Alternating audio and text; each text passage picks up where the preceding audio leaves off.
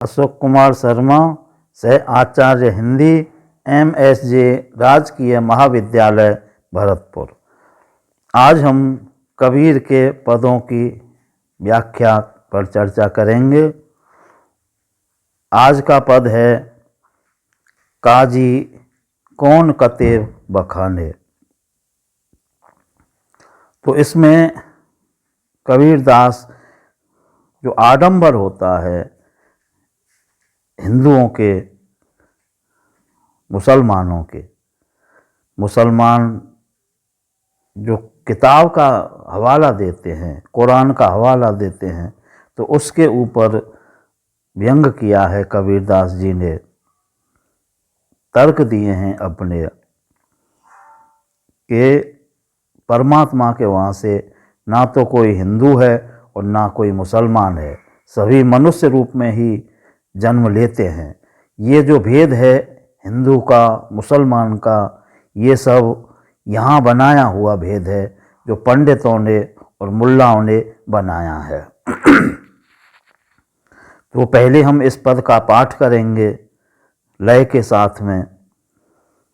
काजी कौन कतेब बखाने, पढ़त पढ़त केते दिन बीते, गति एक नहीं जाने।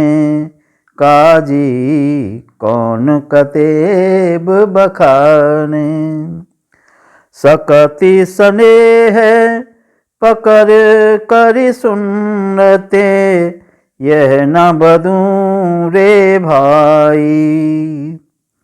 जोर खुदाई तुरक मोह करता, तो आप कट किन जाई। काजी कौन कतेब बखाने, पढ़त पढ़त केते दिन बीते, गत एक नहीं जाने। काजी कौन कतेब बखाने, हों तो तुरक किया कर सुन्नते, औरत सो का कहिए। अर्ध शरीरी नारी न छूटे, आधा हिंदू रहिए। काजी कौन कतेब बखाने, छाड़ी कतेब राम कह काजी, खून करते हो भारी। पकड़ी टेक कबीर भगत की, काजी रहे झकुमारी। काजी कौन कतेब बखाने, पढ़त पढ़त केते दिन बीते, गत एक नहीं जाने। काजी कौन कतेब बखाने। इस पद में कबीरदास जी ने काजी को संबोधित करके कहा है कि हे काजी, तू किस किताब का बखान करता है, अर्थात जो तू किताब का बखान करता है उसे पढ़ते हुए, अर्थात कुरान को पढ़ते हुए तुझे कितने ही दिन बीत गए, किंतु तूने एक ईश्वर की गति नहीं जानी। सकत से नेह पकड़ कर सुन्नत, यह न बदूरे भाई। तू शक्ति अथवा स्नेह से पकड़कर सुन्नत करते हो। हे भाई, मैं यह नहीं कह सकता। जोर खुदाई तुरक मोह करता, तो आपे कट किन जाई। अगर खुदा मुझे तुर्क बनाता, मुसलमान बनाता, तो जो तू सुन्नत करता है वह सुन्नत अपने आप मेरे जन्म के साथ ही क्यों नहीं आई। मेरी सुन्नत अपने आप ही अर्थात क्यों नहीं हो गई। हों तो तुरक किया कर सुन्नत, औरत सौका कहिए।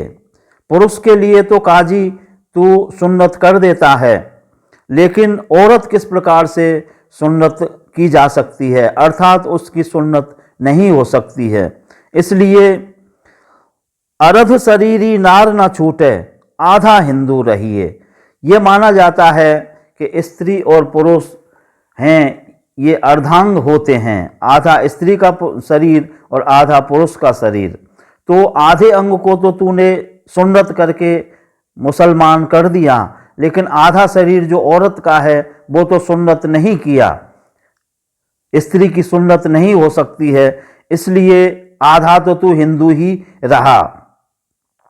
छाड़ कतेव राम कहे काजी, खून करत हो भारी। फिर इसमें बताया है कबीरदास जी ने कि तुम बहुत खून करते हो, अर्थात सुन्नत करके बहुत खून करते हो, इसलिए किताब को छोड़ करके, कुरान का हवाला दे करके, कुरान के बारे में चर्चा करके छोड़ करके राम कहे काजी, तू राम नाम ले, क्योंकि आधा तो तू हिंदू है ही। पकड़ी टेक कबीर भगत की, काजी रहे झकमारी। तो इस प्रकार कबीर कहते हैं कि मैंने तो भक्ति की टेक पकड़ ली है, अर्थात भक्ति को अपना लिया है, और जो काजी हैं वह झक मार रहे हैं, व्यर्थ में ही परेशान हो रहे हैं और चुपचाप सभी कागजी बैठ गए हैं। तो इसमें ये हो सकता है कि कबीरदास मुस्लिम थे और काजियों ने उनके ऊपर दबाव बनाया हो कि तुम मुसलमान होकर के और भक्ति और राम नाम का उच्चारण क्यों करते हो। लेकिन जो कबीर थे वो समन्वयवादी थे, उनके मन में जाति, धर्म, संप्रदाय इन सभी की बातें नहीं थीं। वो मानव मात्र को ही एक मानते थे और परमात्मा को भी एक ही मानते थे। इसलिए काजी को इंगित करके, काजी को संबोधित करके उन्होंने यह पद लिखा है। इसी प्रकार से हिंदुओं के पंडों को लेकर के भी इस प्रकार के पद लिखे हैं, अर्थात जो आडंबर है धर्मों में, हिंदू धर्म में, मुस्लिम धर्म में, उस आडंबरों का खंडन करके और व्यक्ति मात्र को श्रेष्ठ मान करके, राम की भक्ति को श्रेष्ठ मान करके, ईश्वर के नाम को श्रेष्ठ मान करके, अल्लाह के गुणगान को शेष मान करके, अल्लाह के नाम को श्रेष्ठ मान करके, और दोनों ही धर्म वाले जो कट्टरपंथी हैं उनको संबोधित किया है। इस प्रकार से हमने इस पद में कबीर की जो आडंबरों के प्रति विद्रोह की भावना है और मानव मात्र को तरजीह देने की भावना है उसकी चर्चा की। इस प्रकार से हमने इस पद में और कबीर के विचारों को जो आडंबर का खंडन करते हैं अध्ययन किया। धन्यवाद।